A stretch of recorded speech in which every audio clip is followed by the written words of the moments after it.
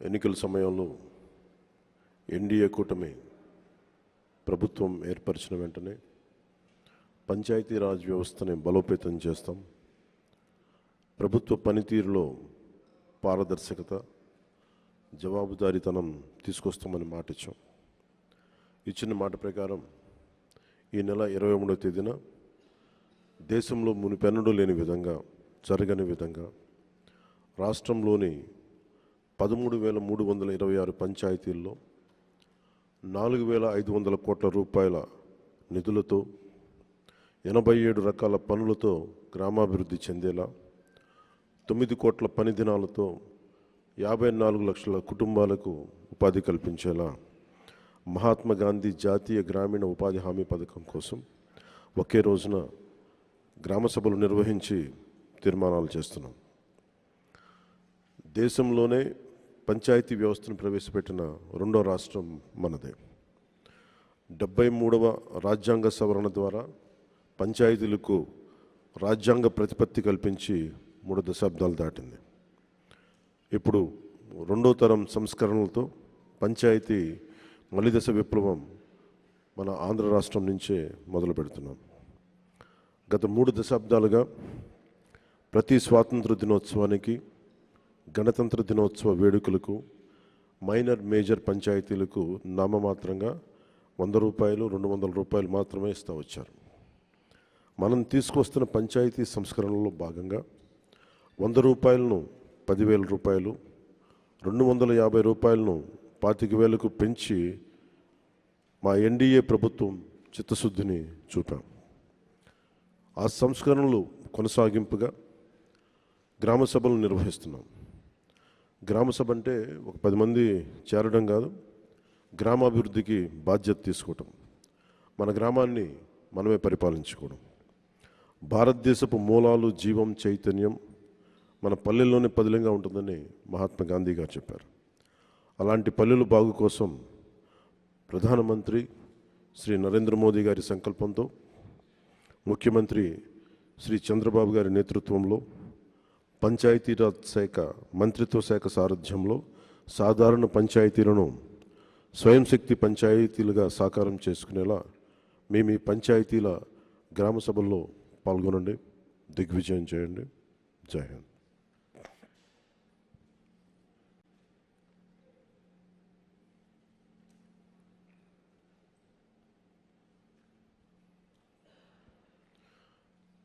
గత ప్రభుత్వంలో 2019-2023 వరకు 40,000 కోట్ల 579 కోట్ల రూపాయల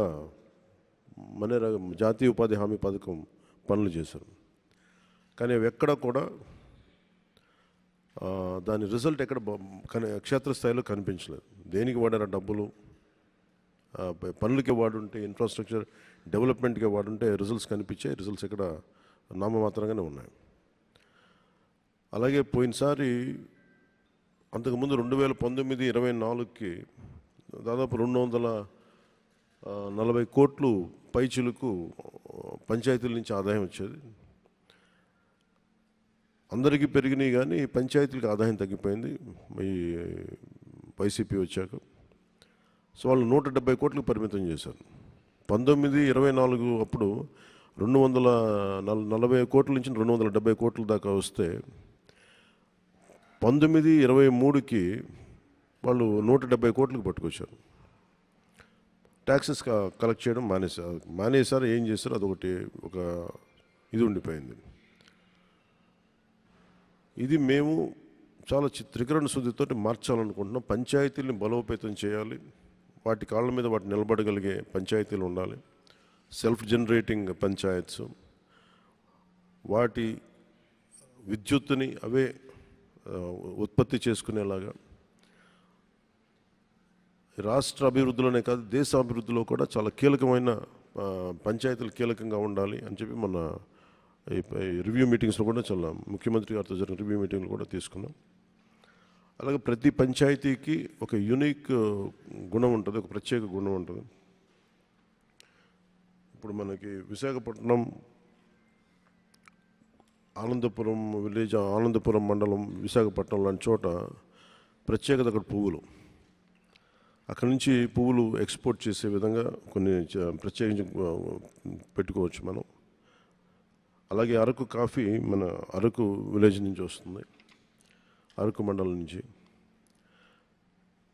అలాగే ప్రతి మంగళగిరిలో మన చీరలు కానీ, మన సత్యసాయి జిల్లాలో లేపాక్షి కానీ, అలాగే ఒంగోలు జిల్లాలో చీమకుర్తి గ్రామం కానీ, బాపట్లలో వేటపాలెం కానీ, కృష్ణా డిస్ట్రిక్ట్లో చిలకలపూడి కానీ, ఇలాంటి ఏ జిల్లాలో ఏ పంచాయతీలు తీసుకున్న కొన్ని ప్రత్యేకతలు ఉన్నాయి. సో మీ పంచాయతీల ప్రత్యేకత ఏంటి, దాన్ని కూడా రేపు గ్రామ సభల్లో తదుపరి గ్రామ సభల్లో ఇవన్నీ నిర్ణయించుకోమని చెప్పాం. So we would like to promote that part. దీంట్లో పెద్ద ఎత్తున యువత, మహిళలు పాల్గొనాలని మేము కోరుకుంటా ఉన్నాం. ఎందుకంటే మీ భవిష్యత్తు ఇది. గత ఎన్నికల్లో రాష్ట్రం కోసం మీరు ఎలా తరలి వచ్చారో, మీ బాధ్యతగా చేపట్టి ఎన్నికల్ని ఎలా తరలి వచ్చారో, ఈ గ్రామ సభలకు కూడా రాష్ట్రంలో ఉన్న నలుమూలలో ఉన్న యువత, పక్క రాష్ట్రాల్లో ఉన్న యువత, మహిళలు మీరు పాల్గొనాలని కోరుకుంటా ఉన్నాను. ముఖ్యంగా మహిళలకి నేను విన్నవించుకుంటా ఉన్నాను. ప్రెసిడెంట్ ముర్ముర్ గారు కూడా విలేజ్ పంచాయతీ నుంచే వచ్చారు, సర్పంచ్గానే ఎదిగారు. ఈ రోజున ఆవిడ ప్రెసిడెంట్ అయ్యారు. అందుకని మహిళలు ఈ 1/3 ఈ సాధికారత పొలిటికల్ ఎంపవర్మెంట్ జరగబోతాం. దాంట్లో భాగంగానే మీ గ్రామ సభల్లో మహిళలు కూడా చాలా బలంగా పాల్గొనాలని నేను ఆర్థిస్తున్నాను.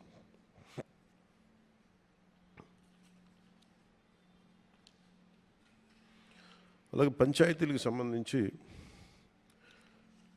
ఉదాహరణకి చాలా పంచాయతీలు నిరుపయోగంగా భూమి ఉపయోగం లేకుండా పోతుంది. అలాగే పంచాయతీలు మొన్నదాకా మనకి స్వచ్ఛ భారత్ కోసం ఒకప్పుడు మనకి ఓపెన్ డెఫికేషన్స్ మొత్తం గ్రామాల్లోకి వెళ్తే ఓపెన్ డెఫికేషన్ చాలా బహిరంగ మల విసర్జన కనిపించేది. స్వచ్ఛ భారత్ వల్ల చాలా వరకు తగ్గింది. ఇప్పుడు దాన్ని కన్సాలిడేట్ చేసి +1కి తీసుకెళ్లేలాగా పంచాయతీలు చేయాలని ఒక ఆదేశాలు ఇచ్చాం. అలాగే ఇప్పుడు కీలకమైంది ఏంటంటే ఊళ్ళలోకి రాగానే చెత్తా చెదారంతో కనిపిస్తూ ఉన్న గ్రామాల్లోకి రాగానే ఎట్టి పరిస్థితుల్లో క్లీన్ అండ్ గ్రీన్ విలేజెస్ కావాలి, దాని తగ్గట్టుగా ప్రణాళికలు చేయాలని చెప్పి ప్రణాళికలు సిద్ధం చేస్తున్నాం. దాంట్లో అందరూ పాలు పంచుకోవాలి, దాని తగ్గట్టుగా కార్యాచరణ ఉంటుంది. క్లీన్ గ్రామాలు, గ్రీన్ గ్రామాల మీద దృష్టి పెడతా ఉన్నాం.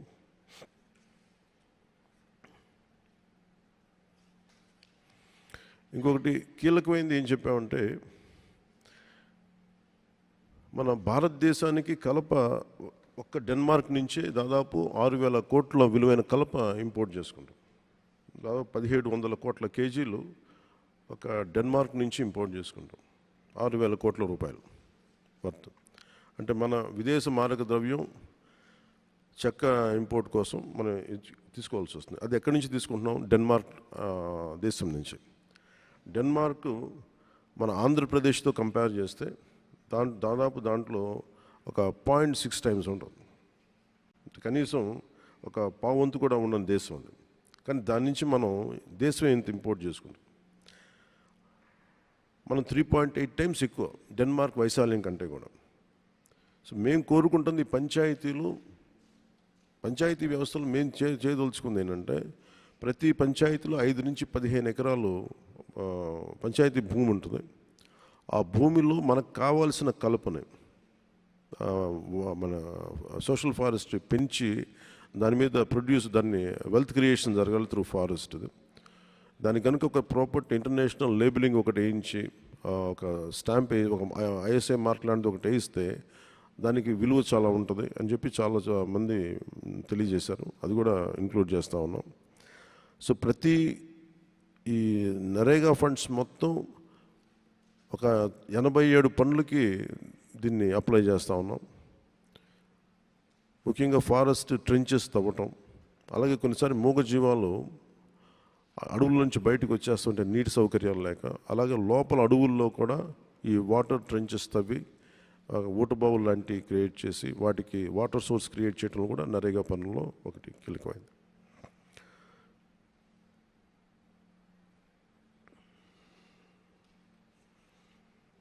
ఇంకొకటి ప్రతి పంచాయతీకి సంబంధించి మేము ఐడెంటిఫై చేస్తున్నాం. ఇది టూరిజం ఏరియాల దగ్గరగా ఉండే పంచాయతీలు, ఎకో టూరిజంకి దగ్గరగా ఉండే పంచాయతీలు, లేదంటే ప్రత్యేకించి మన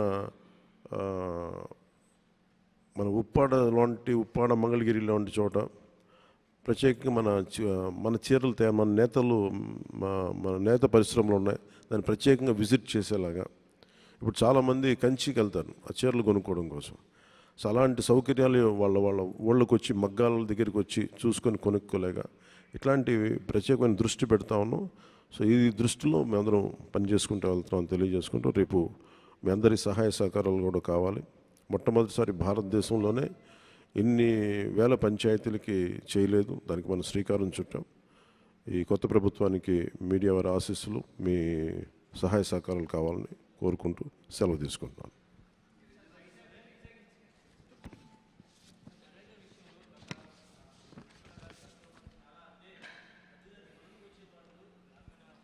మళ్ళీ చెప్పండి సార్, మళ్ళీ చెప్పండి.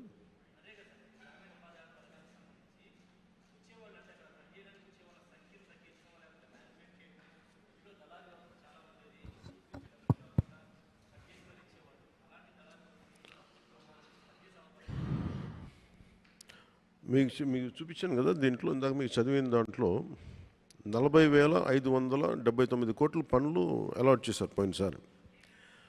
నేను రివ్యూస్ చేస్తున్నప్పుడు చాలా తప్పులు జరిగినాయి.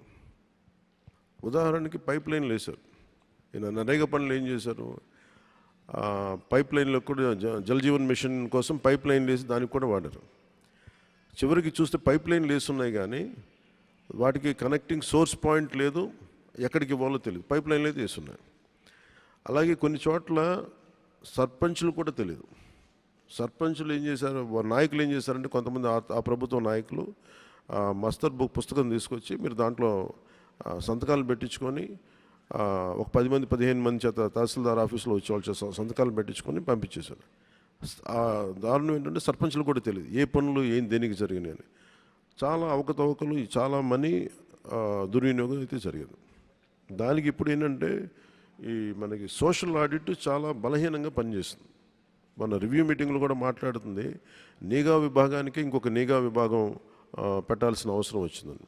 అందుకని దాంట్లో మేమేం చూస్తున్నామంటే నిఘా విభాగానికి బాగా కొంచెం బలమైన పోలీస్ వ్యవస్థ నుంచి ఉండే వ్యక్తిని కొన్నిసార్లు ఆర్టీసీ చైర్మన్గా పోలీస్ శాఖను ఎట్లా వేస్తారు, నిఘా విభాగానికి మటుకు ఒక సిన్సియర్ పోలీస్ అధికారిని పెట్టాలి.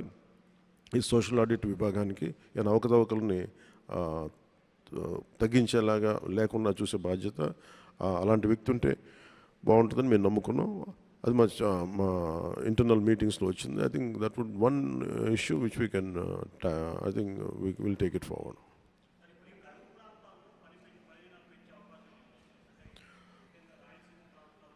ఖచ్చితంగా ఉందండి. అది ఆ రోజు పరిస్థితులను బట్టి, ఎందుకంటే ఇది కేంద్ర ప్రభుత్వం తీసుకున్న గ్రేటెస్ట్ స్కీమ్స్. ఇది మనకి ఇవ్వడానికి కొన్ని చోట్ల 150 దినాలు కూడా ఇచ్చిన సందర్భాలు ఉన్నాయి. సో మనకు అవసరమైతే అది ఆ పరిస్థితులను బట్టి కరువు ప్రాంతాలు ఉన్న చోట పెంచే స్థాయి ఉంటుంది తప్ప ఇదే పరిమితం కాదు. అది కూడా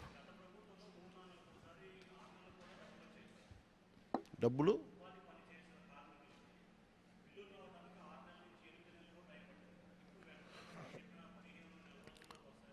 మీరు చూస్తే ఇప్పుడు మీకు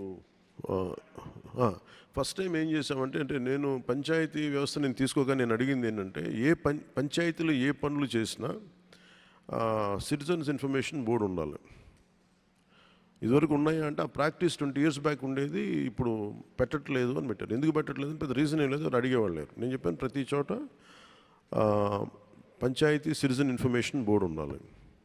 అలాగే ఇది మేము పెట్టింది ఏంటంటే ప్రతి పంచాయతీలోనూ ఈ డిస్ప్లే బోర్డుని మీరు గ్రామసభ అయిపోయిన తర్వాత ఏ పనులు ఒప్పుకున్నాం, ఈ పంచాయతీ ఏ పనులకు ఒప్పుకుంది, ఎంత డబ్బు అలొకేట్ చేసింది ఏ పనులకి, ఇది గోడల మీదే కాకుండా సోషల్ మీడియా యువత కూడా ఏం చెప్పండి, మీ సోషల్ మీడియాలో ఇది మీరు డౌన్లోడ్ చేసుకోండి. ఇది డౌన్లోడ్ చేసుకొని మీరు భాగస్వామ్యం కావడానికి మీరు కూడా దీన్ని పదే దీన్ని చూసుకొని మీరు క్రాస్ చెక్ చేసుకోండి. అది మీకు అడిగే హక్కు ఉంటుంది అనేది ఇలా చెప్తున్నాం. 2 సోషల్ ఆడిట్ మటుకు చాలా బలంగా తీసుకున్నాం.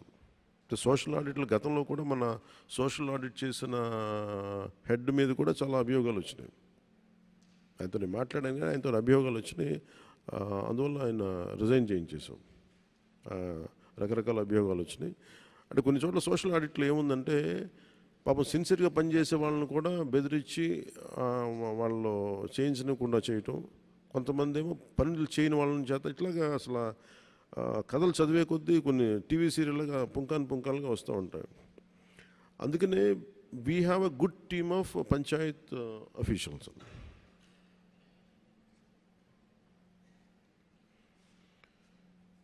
గుడ్ టీమ్ ఆఫ్ పంచాయత్ అఫీషియల్స్ని పెట్టాం.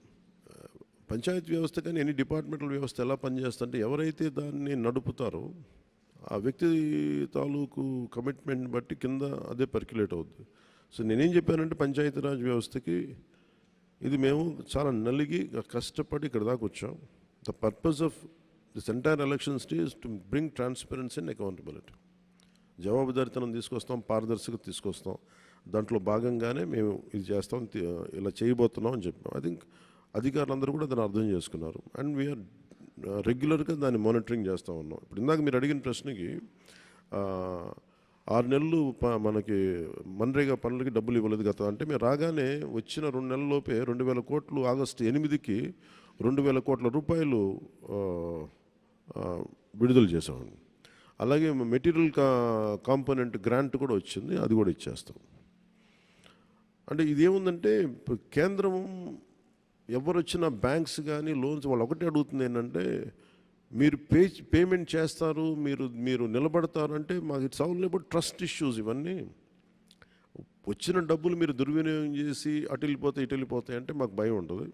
చాలా పథకాలు గ్రాంట్ కాస్త రీయింబర్స్మెంట్ అయిపోయింది. సో రీయింబర్స్మెంట్ నుంచి తిరిగి దీన్ని గ్రాంట్కి తీసుకెళ్లాల్సిన పరిస్థితులు ఆ ట్రస్ట్లో భాగంగానే we have to create a social trust, means trust between lender and Lendi.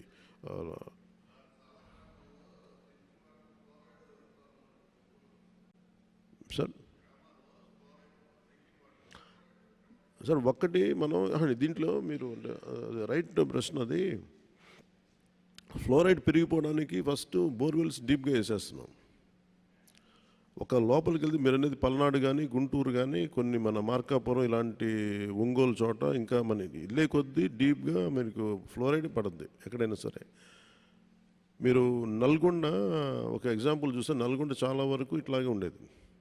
ఒక మన కృష్ణానది నీళ్ళు వెళ్ళి ఇవన్నీ. దాంతోపాటు దుస్సర్ల సత్యనారాయణ గారు అని చెప్పి ఆయన వాటర్ దీనికోసం చాలా పోరాటం చేశాడు, జలయోధుడు అంటారు. ఆయన చేసింది ఏంటంటే ఫారెస్ట్ని డెవలప్ చేసుకుంటాడు ఆయన ల్యాండ్లో, అంటే వాటర్ కన్జర్వేషన్. సో గ్రామాల్లో నేను పెట్టిన ఇదేంటంటే మీరు బోర్వెల్స్ ఒక 100 అడుగులు పడితే నెక్స్ట్ సంవత్సరం నెక్స్ట్ సీజన్కి పడవు, మళ్ళీ ఇంకొక 50 అడుగులు ముందుకెళ్ళేటడికి అక్కడి నుంచి వచ్చేది మనకి ఫ్లోరైడ్ వాటరే వచ్చేస్తున్నాయి, which is effecting kidneys and bones. అందువల్ల ఇది అయిపోతున్నాయి. సో నేను ప్రత్యేకించి పెట్టింది ఏంటంటే వాటర్ కన్జర్వేషన్ మీద చాలా ఎక్కువ ఫోకస్ పెట్టమని చెప్పి. అంటే తక్కువ వాటర్ కన్జర్వేషన్ కనుక చేయగలిగితే తక్కువ మనకి లోతులోనే నీళ్లు దొరికేలాగా, అండ్ బోర్స్ని ఎప్పటికప్పుడు రీఛార్జ్ చేసుకునేలాగా. రీఛార్జ్ పాయింట్స్ దాదాపు వాళ్ళు ఏమంటారంటే రీఛార్జ్ పాయింట్స్ బోర్లు తవ్వారు కానీ రీఛార్జ్ పాయింట్స్ తవ్వలేదని చెప్పారు. దాని మీద అంత దృష్టి పెట్టలేదు మేము అని చెప్పి అదొకటి దృష్టిలో పెట్టమని చెప్పాం. అంటే మేజర్లీ మనకి ఈ నదుల దగ్గర నుంచి వీటిని పైప్ లైన్లు వేసే ముందు మనకు దొరకగలిగేది అవి. వీటిని ఫిల్టరింగ్ చేసే నీళ్లు కానీ లేదంటే కొన్నిసార్లు అక్కడ ఆర్ఓ ప్లాంట్స్ అని పెట్టాలి, ఇవి కూడా దృష్టిలో ఉన్నాయి కొన్ని ప్రత్యేకించి ఉన్న చోట. ఇప్పుడు ఏం చేస్తున్నామంటే మనం పల్స్ సర్వే అని ఒకటి చేస్తున్నాం. మేము కూడా అనుకుంది చాలా ఒకే రోజున సర్వే చేయాలి. ఆల్మోస్ట్ ఒక 16 ప్రమాణాల మీద 18 ప్రమాణాల మీద చేస్తున్నాం. అదంటే ఎన్ని లక్షల ఇళ్ళు ఉన్నాయి, ఎన్ని వాటికి నీళ్ళు ఉన్నాయి, వస్తే ఒక్కొక్క ట్యాప్ ఉంటే ఎన్ని గంటల నీళ్ళు వస్తున్నాయి, ఎంత మోస్తారు వస్తున్నాయి నీళ్ళు, దాని సోర్స్ పాయింట్ ఏంటని చెప్పి మొత్తం ఒక 16 ప్రమాణాలతోటి సర్వే చేస్తున్నాం. ఇప్పుడు జరిగింది దాదాపు 22 లక్షలకి ఇళ్ళకి అయింది, అవుట్ ఆఫ్ 96 94 lakhsకు. ఈ సర్వే మొన్న ఆపాం, దీనివల్ల మళ్ళీ కంటిన్యూ చేస్తాం. ఇవన్నీ జరిగితే మాకు ఏం జరుగుతుందంటే మీరు అన్నట్టుగా ఎక్కడ ఫ్లోరైడ్ నీళ్ళు ఉన్నాయి, ఎక్కడ నీటి సౌకర్యం బాగాలేదు, అక్కడ ప్రత్యేకంగా ఏం చేయాలనేది department will take an action on that.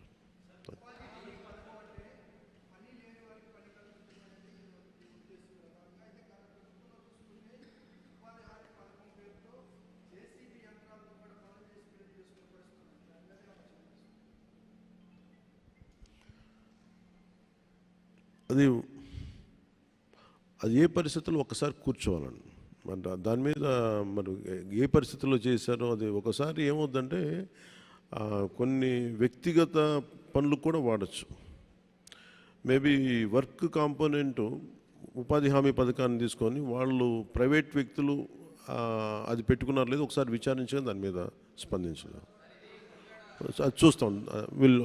Will consider that part.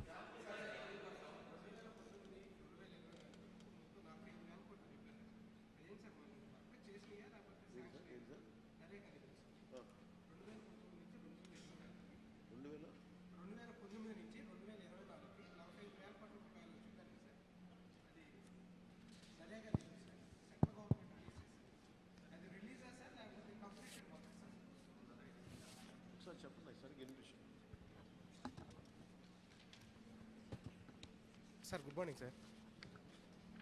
చెప్పండి.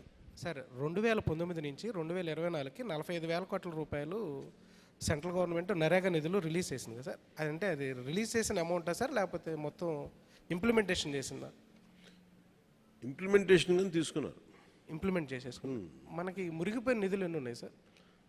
నిధులు మిగులుతుంటే మా పరిస్థితి ఇలా ఉండేది కాదు కదా. ఏ సార్ నిధులు మిగులున్నాయి అంటున్నారా? ఎస్ సార్, చాలా వర్కులు చేయలేదు కదా సార్. ఇప్పుడు మీరు మీ వెనక ఇప్పుడు సిటిజన్ నాలెడ్జ్ బోర్డులో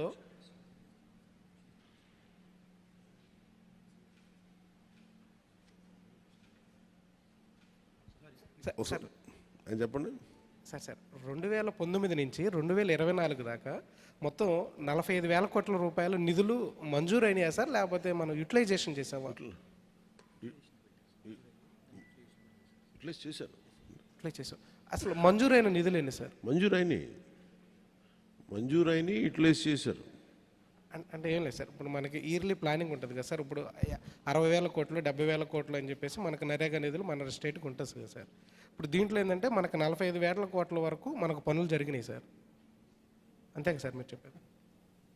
అంటే మనకి రిలీజ్ చేసిన వాటిలో కూడా ఇంకా మన సెంట్రల్ మినిస్టర్ బెమ్మసాని గారు చెప్పినప్పుడు ఏంటంటే మనకి ఇంకా 3,000 కోట్ల రూపాయల దాకా నిధులు వీళ్ళు యూటిలైజేషన్ చేయలేదు, దీనివల్ల మనం చాలా పనులు కూడా చేసుకోలేకపోయామని చెప్పేసి చెప్పారు. అలా అయితే మీకు కొన్ని వేల కోట్లు ఉన్నాయి సార్ ఎంటైర్ స్టేట్లో. అలా అయితే మీరు పంచాయతీకి చాలా వేల కోట్లు ఉన్నాయి. వీళ్ళు మ్యాచింగ్ గ్రాంట్ ఇవ్వకపోవడం వల్ల అదొక సపరేట్ టాపిక్. అది మీకు నిధులు ఎట్లా వాడలేదు అనేది మేబీ నేను ఆ ఇన్ఫర్మేషన్తో రాలేదు, కానీ still we are doing a white paper. అదేంటంటే మేము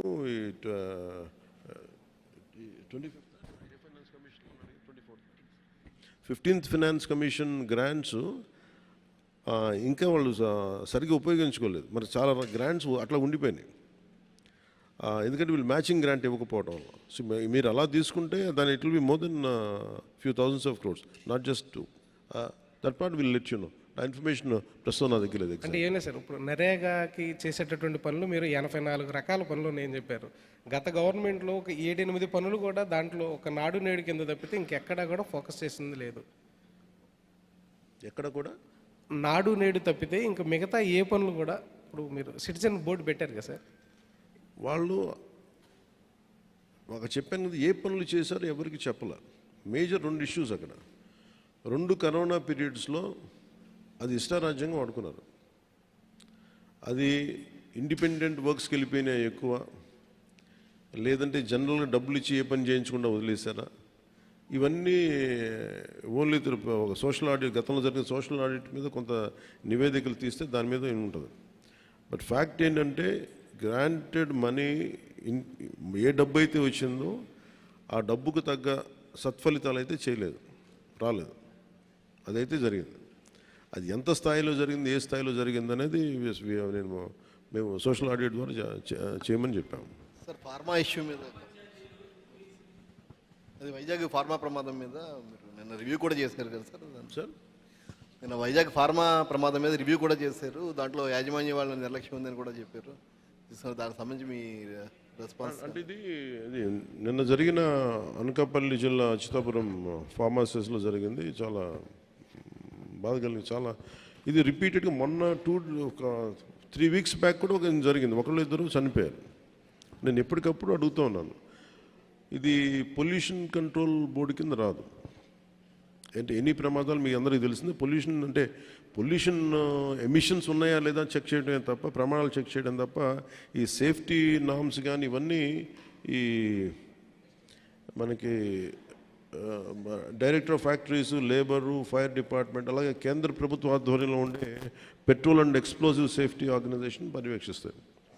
ప్రత్యేకించి ఈ Essentia advance science private limited ఇది నేను మాట్లాడితే నేను వాళ్ళకి తెలియజేసింది ఏంటంటే, ఇద్దరు ఓనర్స్ ఉన్నారు, ఒకళ్ళు హైదరాబాద్లో ఉన్నారు, అండ్ ఇప్పుడున్న అతనికి మాకు సంబంధం లేదని చెప్పి ఒక కమ్యూనికేషన్ గ్యాప్ వాళ్ళిద్దరి మధ్య గొడవ ఉంది. దానివల్ల ఆ సేఫ్టీ నార్మ్స్ తీసుకోవడానికి బాధ్యత లేని నాయకులు అంటే లీడర్షిప్ ఉండటం వల్ల, ఓనర్షిప్ ఉండటం వల్ల వాళ్ళందరూ ఇలాగ చేశారు. అందుకని ఈ ఒక ఫ్లోర్ నుంచి ఇంకో ఫ్లోర్కి వెళ్ళే దాంట్లో అయితే ఇంకా నాకు తెలిసి వాళ్ళు అంటాం సెకండ్ ఫ్లోర్ నుంచి గ్రౌండ్ ఫ్లోర్కి వచ్చే సాల్వెంట్ ఫస్ట్ ఫ్లోర్లో కొంచెం లీక్ అయ్యి ఆ కరెంటు బోర్డ్స్ ఉంటే వాటికి అయ్యి వేపర్లాగా ఏర్పడి పేలిపోయింది. దాదాపు ప్రమాదంలోనే ఒక 7-8 మంది చనిపోయారు. చాలా దారుణంగా ఉంది, గుర్తుపట్టలేని పరిస్థితులు అని చెప్పాను. నేను ప్రాబ్లం ఏమవుతుందంటే, నేను సేఫ్టీ ఆడిట్ చేయమని వచ్చిన రోజు నుంచి నేను అందరిని అడుగుతా ఉన్నాను. ఒక ఇష్యూ ఏముందంటే, సేఫ్టీ ఆడిట్ అంటే ఈ యజమానులు భయపడిపోయే స్థాయికి వెళ్ళిపోయారు. వాళ్ళని కొంత ఎడ్యుకేట్ చేయాల్సిన అవసరం ఉంది. ఇప్పుడు ఎనీ టైం సేఫ్టీ ఆడిట్ అనగానే మా పరిశ్రమలను మూసేస్తారా, లేదంటే ఏం జరుగుతాయి, ఎలాంటి రిపోర్ట్స్ ఉంటాయంటే, there are lot of gaps in safety ఇష్యూస్లో చాలా గ్యాప్స్ ఉన్నాయి. సో అందుకని నేనేం చెప్పానంటే, ఇండిపెండెంట్గా పిలవండి. నేను ఆల్రెడీ ఒక రౌండ్ ఆఫ్ మీటింగ్స్ నేను పారిశ్రామికవేత్తలతో చేశాను, ఎస్పెషల్లీ వైజాగ్ ఏరియాలో. హిందుస్థాన్ మన షిప్పింగ్ యార్డ్ వాళ్ళతో కూర్చోబెట్టి నేనేం చెప్పానంటే, మీరు ఎన్ని చర్యలు తీసుకుంటారు పనిచేసే వాళ్ళకి కానీ పొల్యూషన్ కంట్రోల్ నామ్స్కి సంబంధించి మీరు ఎలాంటి చర్యలు తీసుకుంటున్నారు మాకు వివరించండి అంటే, మేము వాళ్ళు గతంలో కంటే ఇప్పుడు బాగా చేస్తూ ఉంటాను, కానీ they are not to the satisfactory level. ఇప్పుడు ఒకేసారి మనం ఈ పొల్యూషన్ ఇవన్నీ ఈ నామ్స్ అన్నీ పెడితే ఇండస్ట్రీ షుడ్ కమ్ ఫార్వర్డ్. అంటే ఇది నేను చాలా రోజుల నుంచి నేను కోరుకుంటా ఉన్నాను. నేను ప్రత్యేకించి మరీ చెప్తున్నాను. ఇప్పుడు అంటే నేను ఎందుకు కొంత ఒక అడుగు ముందుకేయడానికి నేను ఎందుకు సంకోచిస్తున్నానంటే, ఒకసారి అది ప్రభుత్వానికి ఇబ్బందిగా ఉండకూడదు. గబుక్కి నా ఉద్దేశం సేఫ్టీ ఆడిట్, జనాల ప్రాణాలు పోకూడదు, కార్మికుల ప్రాణాలు పోకూడదు అనుకునే పరిస్థితిలో ఉంటాను నేను ఎప్పుడు. అలాంటిది మళ్ళీ ఇలాంటి సేఫ్టీ ఆడిట్ చేస్తే ఉన్న పరిశ్రమలు వెళ్ళిపోతాయి అని చెప్పి ఒక వదంతి ఉంది. అది కొంచెం మాట్లాడతారు నాతోటి, మీరు ఇలా చేస్తే పరిశ్రమలు వెళ్ళిపోతాయి, పరిశ్రమలకి అనుకూలమైన వాతావరణం ఉండదు అంటే. నా ఉద్దేశం ఏంటంటే, అది కనీస భద్రత అనేది పరిశ్రమలు ఇవ్వాల్సింది కదా. నేను పరిశ్రమల్లో ఇంక్లూడింగ్ ఆక్వా వాళ్ళకు కూడా చెప్పాను. సో ఇది గ్రేట్, చాలా సంపాదన ఉంది, రాష్ట్రానికి ఆదాయం ఉంది, మనకి పరిశ్రమల ద్వారా చాలా సంపాదన ఉంది. కానీ ప్రయారిటీ ఎవరైతే పని చేస్తారో వాళ్ళకి ప్రాణరక్షణ కూడా చాలా అవసరం కదా. ఆ నామ్స్ ఏంటి ఒకసారి మాట్లాడదామని నేను అనుకుంది ఏమంటే, సెప్టెంబర్ మిడ్లో వెళ్దాం అనుకున్నాను. నా విల్ మేక్ ఇట్ సెప్టెంబర్ ఈ మంత్ ఎండింగ్లోనే నేనే వెళ్ళి కూర్చుంటే ఒక మీటింగ్ చేస్తాను ప్రత్యేకించి వైజాగ్ పొల్యూషన్ కానీ వైజాగ్లో ఉండే చుట్టుపక్కల పరిశ్రమలో ఉండే సేఫ్టీ నామ్స్, వీటి మీద నిరంతరం ఇది ఒక ప్రాక్టీస్ అయిపోయింది. ప్రతి 2 వారాలకు 3 వారాలకు మైనర్ ఇన్సిడెంట్, మేజర్ ఇన్సిడెంట్ జరుగుతూ ఉంది. వీటికి ఇంకా అది మినిమైజ్ చేయాలి, అసలు కంప్లీట్గా ఎలిమినేట్ చేసే పరిస్థితికి రావాలంటే ఏం చేయాలని ఒక కలెక్టివ్ అక్కడ ఉన్న పారిశ్రామికవేత్తల ద్వారా, ముఖ్యంగా కెమికల్ ఇండస్ట్రీస్ లేదంటే ఫార్మాస్యూటికల్స్ వాళ్ళతోటి కూర్చోవాలి. అలాగే ఫార్మాస్యూటికల్ ఇండస్ట్రీస్ కూడా ఎఫ్లూయెన్స్ 2 కిలోమీటర్ల లోపలికి వదిలేస్తూ ఉంటున్నారు, కానీ దానిలో కూడా చాలా ఇబ్బందులు ఉన్నాయనేది చెప్తా ఉన్నారు. వీటి మీద ఒక క్లీన్ సేఫ్టీ మన పొల్యూషన్ ఆడిట్ అయితే జరగాలి. అది we will take it forward. ఎందుకంటే ఇది చాలా బాధ కలిగిస్తుంది. ప్రతిసారి చనిపోవటం, సంతాపం ప్రకటించడం, లేదంటే ఎక్స్గ్రేషియా ఇవ్వటం, ఇదొక ప్రాణాలకి ఒక విలువ లేకుండా అంటే ఇస్తున్నాం, కానీ అది లోపల చాలా చాలా కలిచేసేది, బాధేస్తుంది. ఇది కొంచెం ఇంటెన్స్ మీటింగే పెట్టాల్సి వస్తుందండి. అది will take it forward in coming days. Sir good morning sir. మీరు చెప్పండి.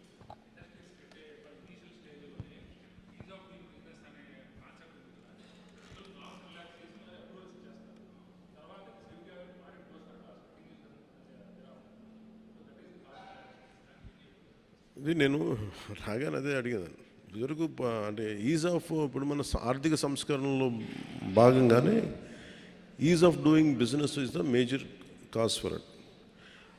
దాన్ని ఇంకొంచెం ఈజ్ ఆఫ్ డూయింగ్ బిజినెస్ ఉంటూనే ఈ ప్రమాణాలు పాటించేలాగా ఎలా చేయాలనేది ఒక బలమైన ఎక్సర్సైజ్ చేయాలి. అది దృష్టిలో ఉంది, దాన్ని ఖచ్చితంగా చేస్తాను. ఎందుకంటే అంటే ఇదేమైపోతుందంటే, నేను ఒక్కసారి ఎక్కువ అధికారులతో మాట్లాడుతుంటే కూడా అధికారులకి ఏముందంటే మీకే ఇబ్బంది అవుద్ది కాబట్టి మీకు ఈజ్ ఆఫ్ బిజినెస్, మీకు ఉదాహరణకి 2009 నుంచి 2011కి వైజాగ్ పొల్యూషన్ ఇంక దేశంలో ఎంత లేనట్టుగా ఉన్నాయి. అలాంటి డిఫరెంట్ ఎమిషన్స్ వల్ల మొత్తం పొల్యూషన్ కంట్రోల్ బోర్డు స్టాప్ చేసేసింది. ఇంకే పరిశ్రమలు లేవు, మొత్తం కట్ డౌన్ చేసుకుంటే మళ్ళీ బై 2013కి అన్ని ఎమిషన్స్ తగ్గినాయి. తగ్గిన తర్వాత మళ్ళీ ఈజ్ ఆఫ్ బిజినెస్ రూల్స్ మీద మళ్ళీ ఇచ్చేశారు. మళ్ళీ ఇచ్చేస్తే మళ్ళీ పూర్వస్థితికే చేరుకుంది మళ్ళీ. సో ఎప్పటికప్పుడు ఒక సమీక్ష జరిపేలాగా ఇది ఇట్ షుడ్ బి కంటిన్యూస్. ఏ ప్రభుత్వం వచ్చింది అది కంటిన్యూస్ ప్రాసెస్లో ఉండాలి. కానీ అది కొంత చేయకపోవటం, కొంత పొలిటికల్ సపోర్ట్ ఉండాలి ఇలాంటి పరిస్థితులకి. At the same time bureaucracy కూడా కొంచెం బలంగా పనిచేయాల్సిన అవసరం ఉంది. ఆ నామ్స్కి ముందుకు తీసుకెళ్ళాలి. Will take that point.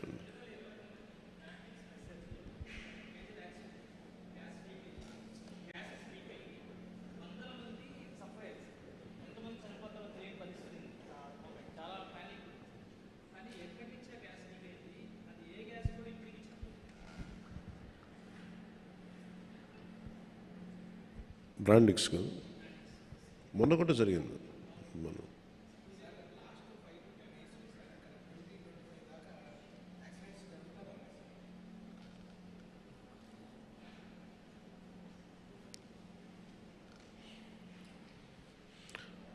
ఇది we are very clear about environmental. And ఇదేంటంటే మీరు మనం సమిష్టిగా అందరం ఆలోచించాల్సింది, పరిశ్రమలు కావాలి, పర్యావరణాన్ని సమతుల్యతను పాడవని పరిశ్రమలు కావాలి. దానికి ఏంటంటే ఒక్క వ్యక్తి ఒకళ్ళు కాదు, కానీ దీంట్లో అందరి బాధ్యత ఉంది. సో దీన్ని వచ్చే 3 నెలల్లో మేము ఖచ్చితంగా దీనికి ఒక కార్యాచరణ చేయాలి. అది మొదలుపెట్టాం. అది అంచెల వారికి మీకు తెలియజేస్తాం. Thank you sir. Good morning sir. ఒక చిన్న సబ్మిషన్ సార్. గుడివాడ నియోజకవర్గం సార్. గుడివాడ నియోజకవర్గంలో ఒక నాగవరం అనే గ్రామం ఉంది సార్.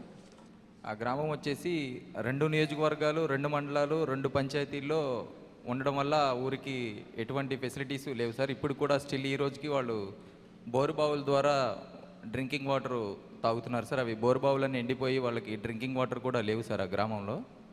ఊరి పేరు నాగవరం సార్. అది 2 పంచాయతీలకి అటు పక్కన సగం ఇళ్ళు వచ్చేసి ముక్కోలు పంచాయతీలో ఉన్నాయి సార్. ముక్కోలు పంచాయతీ గూడూరు మండలం, పెడ నియోజకవర్గం సార్. కొన్ని హౌసెస్ వచ్చేసి వేమవరం పంచాయతీ, గుడ్లవల్లేరు మండలం, గుడివాడ నియోజకవర్గం సార్. ఊరి పేరు నాగవరం సార్. నాగవరం సార్. వేమవరం నుంచి 3 కిలోమీటర్లు సార్. అటు నుంచి ముక్కోలు నుంచి వస్తున్నా సరే 3 కిలోమీటర్లు సార్. స్టిల్ దానికి రోడ్డులు కూడా లేవు. రోడ్డులు అడుగుతుంటే అది మా పంచాయతీ కాదు, అవతల నుంచి చూసుకోవాలి, మీ ఊరు అటు వస్తుంది అంటారు. వాళ్ళని అడిగితేనేమో వీటి చూసుకోవాలి ఈ పంచాయతీ అంటారు సార్. ఆ ఊరు 2 పంచాయతీలు, 2 నియోజకవర్గాలు, 2 మండలాల మధ్య నలిగిపోతుంది సార్. స్టిల్ ఈ రోజుకి రోడ్డులు, డ్రింకింగ్ వాటర్ ఫెసిలిటీ లేదు sir. Thank you sir. Thank you sir.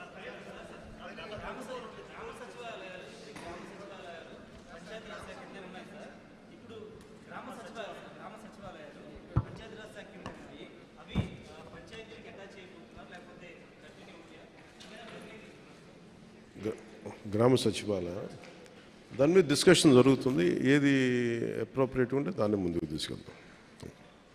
దయచేసి మీరందరూ ఒక ముగింపు వాక్యంగా ఇచ్చిన మాట ప్రకారం మేము ఈ పంచాయతీరాజ్ వ్యవస్థని బలోపేతం చేస్తామని చెప్పాం. పారదర్శకత, జవాబుదారీతనం, ప్రభుత్వ పనితీరులు తీసుకొస్తామని చెప్పాం. ఈ 13,326 పంచాయతీల్లో 4,500 కోట్ల రూపాయల నిధులతో 87 రకాల పనులతో గ్రామాభివృద్ధి చెందేలా 9 కోట్ల పని దినాలతో 54 లక్షల కుటుంబాలకు ఉపాధి కల్పించేలా మహాత్మా గాంధీ జాతీయ ఉపాధి హామీ పథకం ఒకే రోజున గ్రామ సభలు ఏర్పాటు చేస్తున్నాం. వాటికి మీ సహకారం కావాలని కోరుకుంటూ సెలవు తీసుకున్నాం. జై హింద్.